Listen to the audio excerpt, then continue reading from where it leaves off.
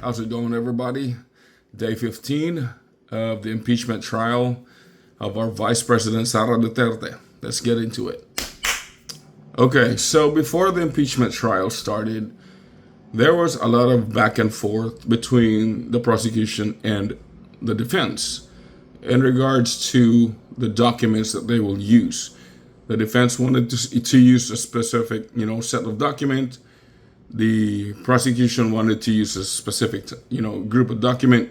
And today it was made clear why. During the cross-examination earlier, it was basically made clear that the reason why the prosecution only wanted to use their documents for, the proceeding is because the information in their documents are incomplete. Or basically, it's just the information that they have in their documents are so narrowed down and targeted into really having Sarah impeached. But it's lacking a lot of information that will bring clarity to all of or most of the things that, we have been talking about in the, this whole proceedings.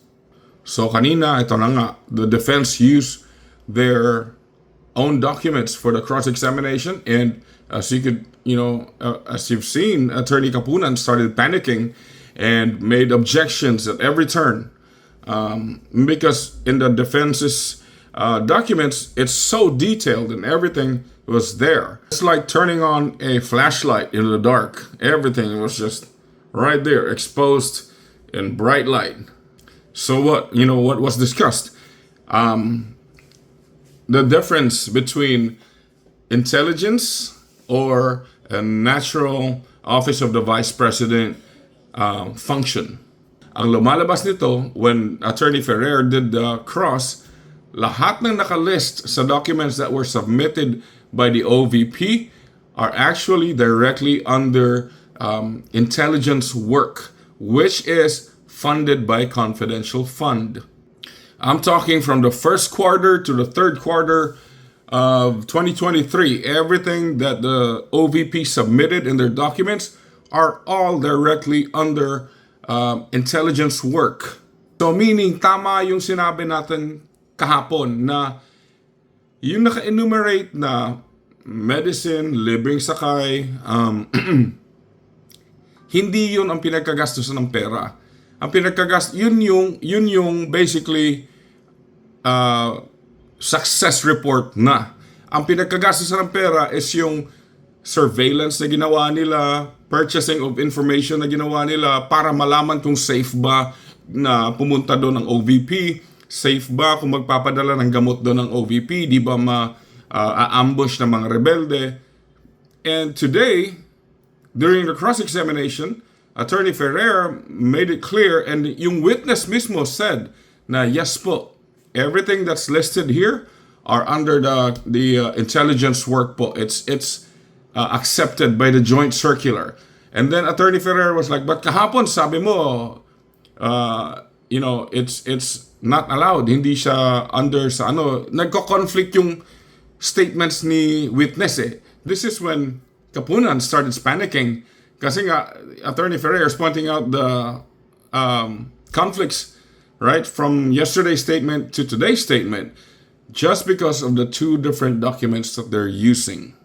Now, doon naman tayo sa evidence of success. According to witness kanina, nag-issue siya ng notice of disallowance kasi nga kulang yung evidence of success nila. Kailangan daw merong apprehension. In short, kailangan daw dapat may nahuli yung OVP na kriminal or rebelde when they spent the confidential fund money. Pero Attorney Ferrer of the defense pointed out na di ba ang point of having a confidential fund for purchasing information and doing surveillance is to prevent crime. It's to prevent something from happening. So dahil walang nahuli, it doesn't mean walang nangyari. It just basically means na we prevented the crime because we did our surveillance and intelligence work with the confidential money that we had and that we received. Kaya walang crime na nangyari. That's why walang nahuhuli kasi we prevented it. And then the witness said, yes po, that's acceptable po. That's also under confidential work. So, I don't know. Nung dumating na doon ang usapan, hirap nang sumagot si Miss Witness kasi parang, she's realizing na I am contradicting myself from yesterday. It's ridiculous. Ridiculous. Where prosecution needs to come up with some reliable witnesses. All of the ones that they've been presenting so far are, useless and crumbled under the defense's cross. Even si Cheese Escudero pointed out na no, yung prevention ng crime nila, when they purchased the information and did surveillance, that is directly under the surveillance work. Hirap tanggapin ni Ate Witness yun, but eventually she said, yes po, opo, under surveillance work po yun. She's sitting there realizing na, I'm contradicting myself from yesterday.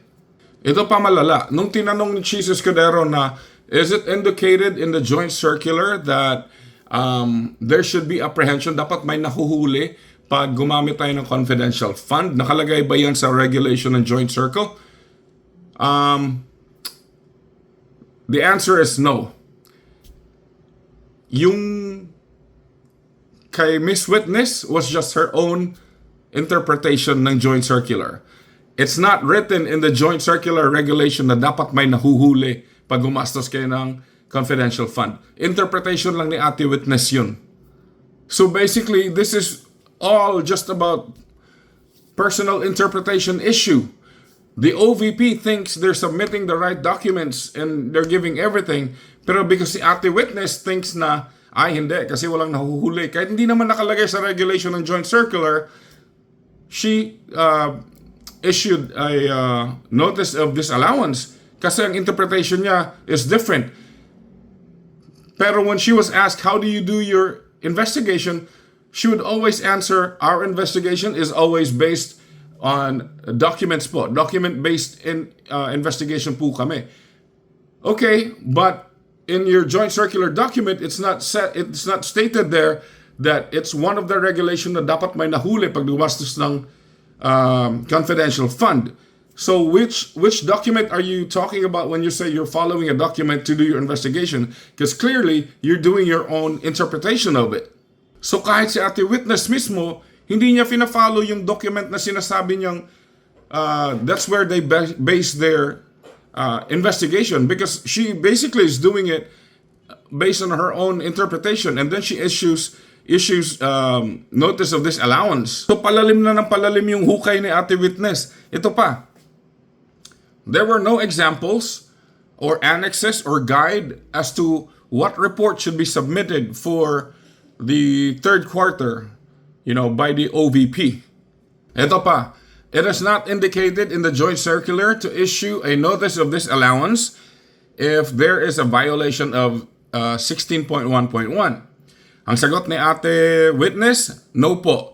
It's not indicated in the joint circular po na mag-issue ng disallowance pag may violation. It was just my personal interpretation po. What? So you're basically doing things just out of your personal information. You're not following the document that you should be following in doing your investigation. And then all along yesterday, you were saying that you're investigating based on the documents. So basically, nung nag-issue sila ng notice of suspension, there was a list of requirements, for the report. And then on the fourth quarter of 2022, ang joint circular removed the regulation that prohibits submission of acknowledgement receipts that results in notice of suspension. So ngayon, wala nang guide ang OVP on what document to submit for audit. To me, this is a very cunning move because, as you can see, they removed the regulation regarding what to submit for audit after they did the hearing in the HOR, against the OVP. And then, inadapt nila yung hearing findings in the new attachment requirements naman. Ang lumalabas, they're working with the HOR to impeach Sarah. It's looking like it's been their plan really to impeach Sarah since, the very start of this. Si ate witness naman, nag-issue ng disallowance kasi nga walang OR dun sa biniling gamot, pagkain, bigas, etc. etc.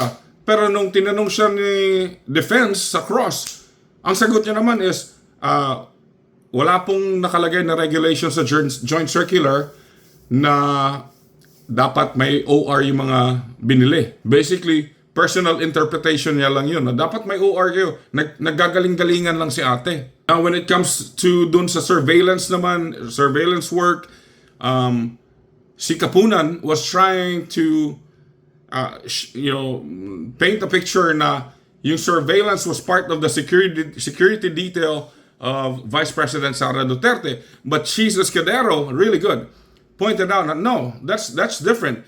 The security detail of the Vice President is the PSG or whatever they call it. That's different from doing a surveillance work to find out if it's safe for her to go to a place. So itong surveillance team na to, sila ang gagawa ng work. They're gonna submit their findings to the vice presidential security, and then they're gonna decide if it's safe for the vice president to be there. It's not the same. Pero Kapunan was trying to paint a picture na, same lang dapat yan. No, it's not. And then ito na, lastly, yung mga names na ginawang joke ni Kapunan kahapon. So the defense just basically listed out all the aliases and then in the end asked, meron bang regulations sa joint circular na bawal ang paggamit ng aliases? Which the witness herself answered, wala po. Ang joint circular is silent when it comes to aliases. So again, she's contradicting her statement from yesterday when she said na bawal po yan. According to joint circular. All of this is just a matter of two separate documents used for questioning. Prosecution wants to use their document because it lacks a lot of information that are helpful and useful in exposing what the truth is. The defense used their document and exposed every narrative that were lined up yesterday for us to believe. Terrible. Another day, another waste of our money. Good job to the defense team for exposing all of this. I want to encourage you all to listen beyond the words. Wag pong makinig na yung kung anong sinasabi lang. Isipin niyo po talaga ng maigi ano ang mga nangyayari. Intindihin niyo po. Kasi bayan natin ang nakasalalay at buhay ng pamilya natin ang nakasalalay. Kung ganitong klaseng administrasyon ang magpapatakbo sa bansa natin, hindi ko na alam anong gagawin. So please, open your minds, open your understanding, and be careful in what you listen to and who you listen to, because the prosecution is driving a narrative, a theatrical drive, let's just say that, to make the regular Filipino believe na may ginawa talagang kalokohan si Sara when in reality, wala. It's been clearly shown today. And by the way, yung article number 4 sa impeachment ni Sara, which was grave threat, was overturned. Okay? The other day lang. So wala na yun. Ito na tayo ngayon sa itong article na to, which is the spending of the confidential fund. Be careful what you listen to. Be careful who you listen to. Listen beyond words. Maging vigilant when it comes to this. Let's be better Pinoys.